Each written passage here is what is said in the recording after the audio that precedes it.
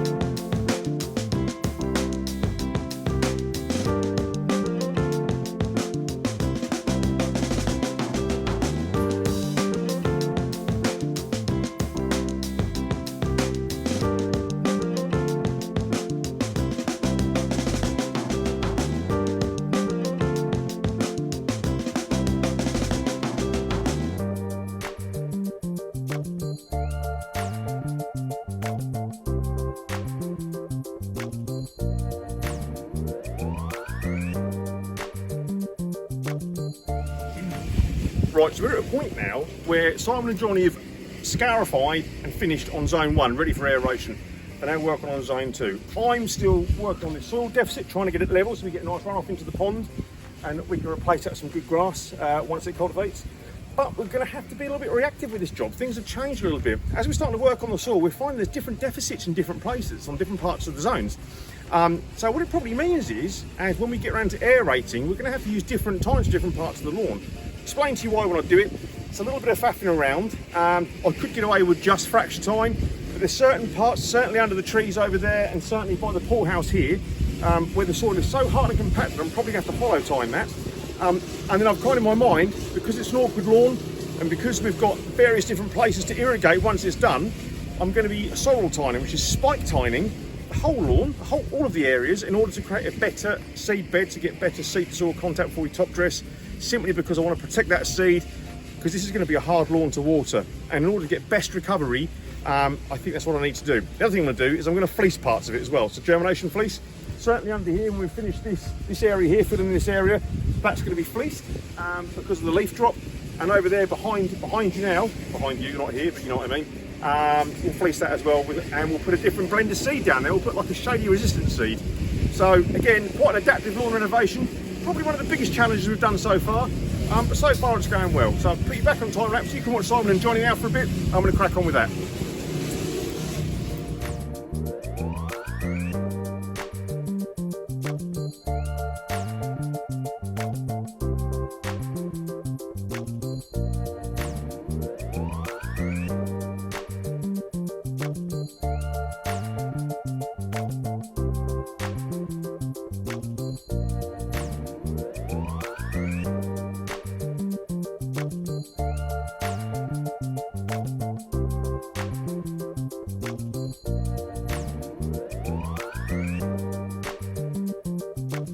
So that's the levelling on this soil deficit area complete. 1.8 tonnes that took, such a small area. Now the key to it is you do it in layers. You prep the area, you put your soil down, you heel it in, roll it in, then another layer, heel it in, roll it in, then another layer. And what that does is that minimises soil subsidence. So you shouldn't get that dipping and that shrinkage that sometimes you see. A good example would be on a freshly dug grave. Think of a grave, a bit morbid I know, but when you go to a fresh grave, the soil's this high, a year later it's lower. We get the same thing. So the way to minimise that is by heeling it in and walking it down. I want to get some lunch now. Simon and Johnny are having a bite to eat, and then we're going to be back on the lawns and doing more mechanical work. Adios. So I'm back, we're now onto zone 3. This has given us a few more challenges than usual. We found a few more bricks buried under a tree, particularly mossy in the middle there where the chaps are just raking up. Zone 1 and 2 has been fairly straightforward. Not a great deal of thatch, very dry and compacted, but not a great deal of thatch. This one's a bit different. Quite a bit going on in the middle of the lawn there. Now, if you look over here to the right, I'll just turn the camera around a little bit, you can see the big dry deficit behind me, where these big trees, shrubs, bushes, whatever they are sapping out the nutrients and the moisture out of that corner there. So we'll be dealing with that by way of a different type of grass seed, something that's a bit more shade tolerant and something that can deal with drought conditions a bit better than the normal ryegrass mix. I want to stick you back on a time lapse for the second part of the scarification, and we're going to crack on. Adios.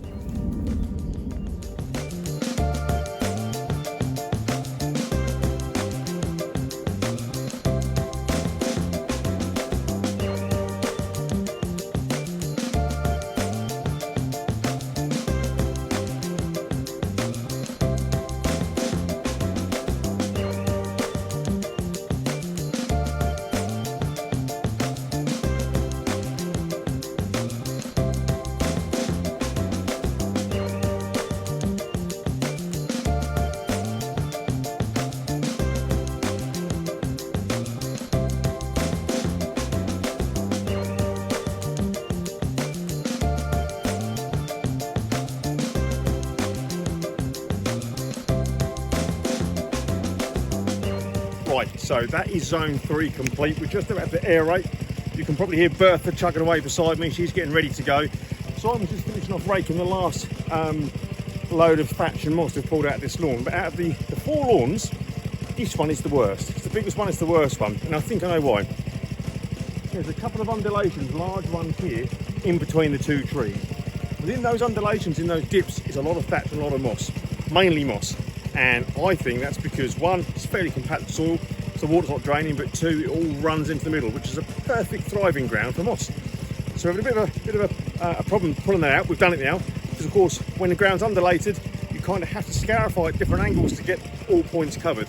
I actually would say this renovation is a testing one, simply because we've got so many different localised issues here.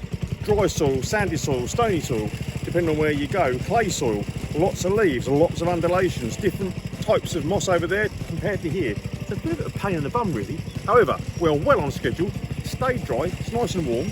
I'm going to finish aerating, and then tomorrow we'll be back and we'll be hollow tining some certain parts. Then we'll be seeding and top dressing and finish off with a wetting agent.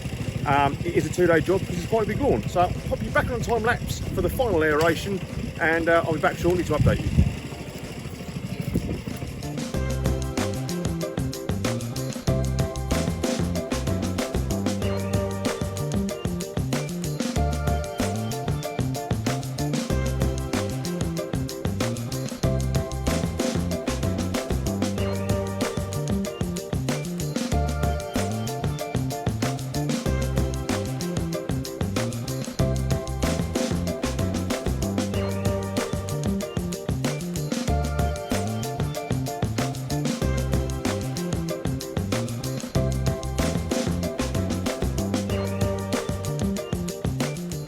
So just a quick walkthrough really of where we are at the end of day one. This is what we've called lawn one. This has been scarified, really dethatched, heavily aerated in a herringbone fashion with fracture tines, and that's now ready to be seeded tomorrow. And actually this one wasn't too problematic. A little bit of moss against that hedge there, you can see it's a bit bare. We've pulled that out, but otherwise this lawn's been pretty good. I'll spin you around by the pond and over to lawn 2, which is this one here as we come round. Again, this lawn here, lawn 2, not really problematic. It's been heavily aerated. In fact, we had to, because this was so dry and compacted, and it might just be due to the runoff by the pond, I don't know, but we actually had to get the aerator lifted up onto her tips, so we had all the weight going through the tines, which is something we do sometimes with our Bannerman aerator, just to get a deeper penetration. Yeah, this lawn benefited from that today. So Simon was really heavily aerating this. You can see the holes here, how nice and deep they are. They're going about 4 inches now, so we've gone almost below that root zone, just in order to try and get some microbial activity up to speed again underneath. That'll naturally sort the lawn out in its own time just by doing that. Aeration is one of the best things you can do for a lawn. This has gone a bit beyond that. This is in need of renovation, hence why we're doing what we're doing today. You can see here, very bare, bit of moss there, so we've pulled that out best we can. And with the scarifier, we've actually made this lawn a little bit leveler, simply because we've shaved off some of the humps and bumps. So in actual fact, even though it's been through an absolute battering today, it's looking better than it did when we first turned up, which is unusual when you renovate. Then we go on to lawn 3, which is this one here. And this is the one that has been problematic. You can see that, as I said earlier, it's undulated.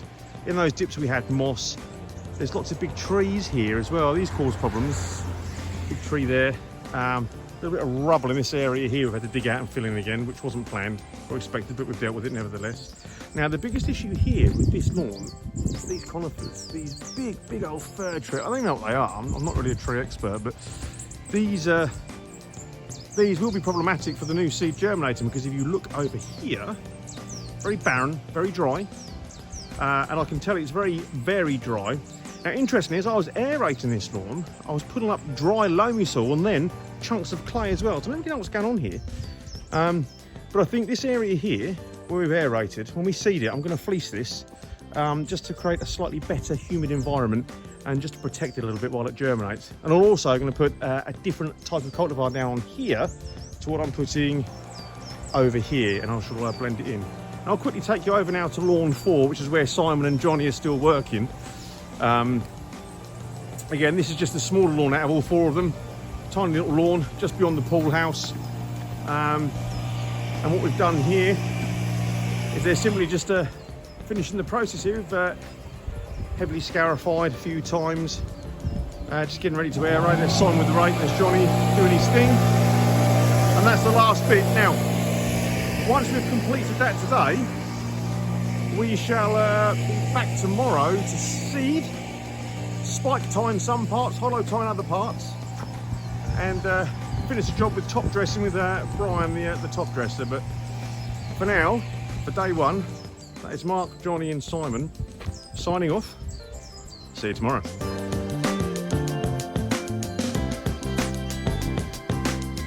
Morning, Mark from the Lawn-ologist, day 2 at the Manor House on the Essex-Suffolk border. So yesterday's video, part 1, I explained that we're probably going to change the tines on the aerator, and we're probably going to solder tine and hollow tine. Well, I think that might not be happening today. We've just changed Bertha's tines to spiker tines, and because it rained quite heavily last night, we've been presented with another issue in the fact that the spiker tines are tending to a plough rather than spiking the ground. So that means that's negated the opportunity to spike tine the barer patches of soil because we're just chewing it up, and we can only spike tine now the place where there's grass. So slight change of plan, not a problem. We'll agitate the bare parts of the rake and seed it another way, but I'll just show you what's happened. I'll spin the camera around and show you. So Simon started to use the spiker tine to do the headland first and the lawn to the outer rim, and as you can see, as we've gone into the grass, what we've got is a slightly uneven ploughed up piece of lawn, so I'm going to have to deal with that with the roller a bit later. So we've elected not to do that on this lawn. Now Simon's over there in the background doing it on the on zone 1, and the reason we are doing it is just to create a better seed bed, smaller holes, tiny holes, thousands of them for the seed to sit in. So the fracture tine aeration yesterday will have decompacted the root zone, allowed a better oxygen and gaseous exchange, and luckily, because it rained last night, that's going to really benefit the existing grass. Now the spiker tines, the spike aeration, it's going to create thousands of little holes for the seed to sit into, and the reason I'm doing it on this lawn, and I wouldn't normally do it on all lawn renovations, but the reason I'm doing it on this lawn is because this is going to be difficult to water, just because of the zonage, because of where we are.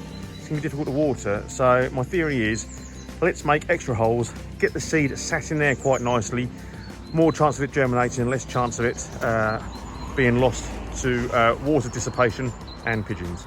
So pop you back on a time lapse, and we'll be doing the last part of this renovation this morning. So because of the issue with the spiker tine and Bertha not really doing a great job of creating lots of holes in the bare soil, I've got to now agitate the bare soil parts. Now, as luck would have it, because it rained last night, it does help us create seed channels in what was once dry soil. It's slightly damp, so that means it's just going to bind together a bit better for us. So I'm just going to agitate the soil manually so I can keep an eye on it and get it ready to seed. And of course, don't forget, this bit under these trees here, we're going to fleece for protection as much as anything else, simply because where it's rained last night, down on the side here, we've already had some leaf and pine drop, so we need to sort that out as well. So put you on a time lapse and off we go.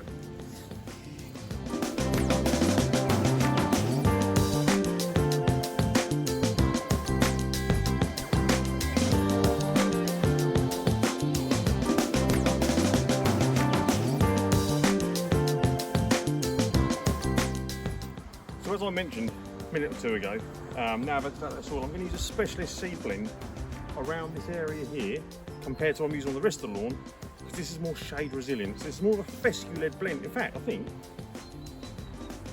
it's 100% fescue, and it's designed especially by DLF for shady lawns. So there's certain parts of this lawn, the lawn space that we're doing today, that are going to get this seed as well as our 70-30 blend as well.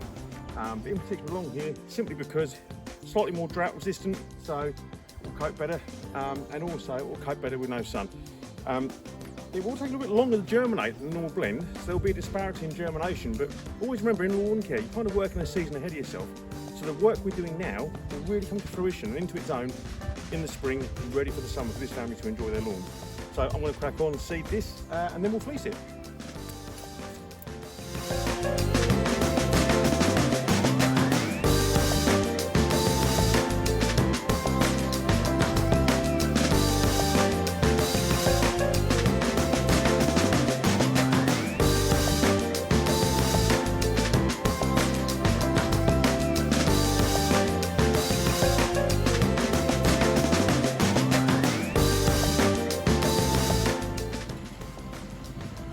So we're now in the final throes of the renovation. We've done all of our seeding under the trees with our shady mix. We have seeded the rest of the lawn with our fescue and rye mix. Everything's been aerated, everything's been levelled out. So it's just a case now of spreading our top dressing with our machine, our Bannerman, named Brian, dragging that in so the seed is nice and safe, because we've already created a good seed bed, and just allowing that to germinate in the next 6 to 8 weeks. And we are going to fleece, as I said, underneath the trees, and I'll show you that shortly. But other than that, we are now in the final throes of the renovation, and I reckon another couple of hours and we'll be out of here. So back on the time lapse for the last bit.